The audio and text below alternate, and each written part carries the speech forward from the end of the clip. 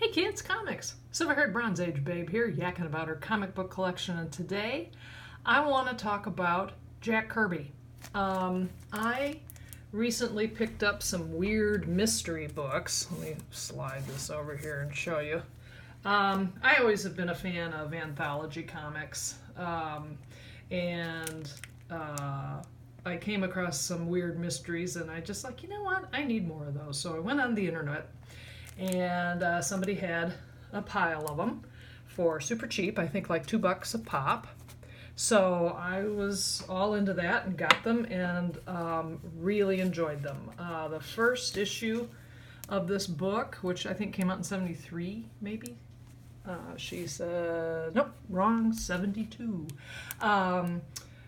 The first 3 issues of these books feature first tale by Jack Kirby. And I'm not going to ruin the sweetness of 2 of these for you. That's number 1. This is issue number 3. I'm sorry, number 2. Great Jack Kirby story that starts off this tale. But the one I really want to talk about is in issue number 3. That's the cover. And that cover art depicts the first story, but in a way that makes the story seem so much less than what it is. So there is the splash page, and this story is about people who spontaneously combust, and they die. I am going to be super honest with you. I opened this book, and I saw that image of that woman, and my first reaction was, what in the heck was Jack Kirby smoking? I mean, that, you know, who would draw a female like that? That's insulting. Is it meant to be funny? You know, what is the point of that? But then I read the story, and this is Clara Carpenter, and she is not the only person to spontaneously combust, as presaged by a blue light that kind of foretells that they're going to die. It happens all over the country to people who are ill, to people who are living alone and lonely.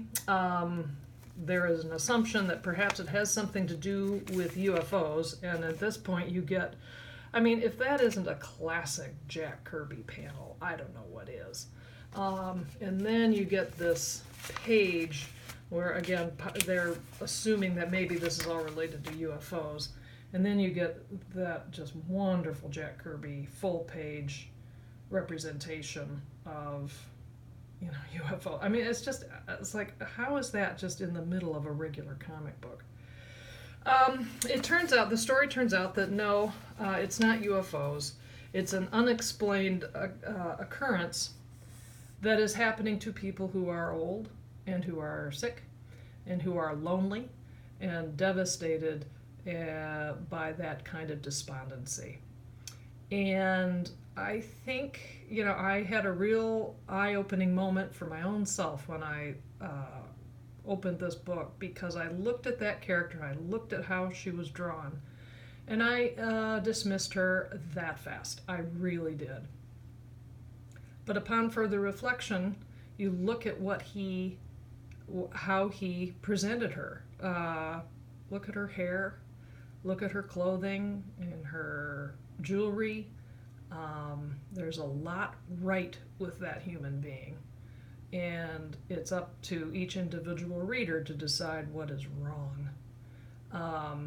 And I think this is, it's absolutely remarkable, and it's remarkable that it's in a comic book. If I were teaching junior high or high school English, I would assign this story and this art to, I'd like to see some theme papers on this. So that is The Burners, that's Jack Kirby, and I'm thrilled to have this in the collection. Thanks so much for stopping by. I'll see you next time.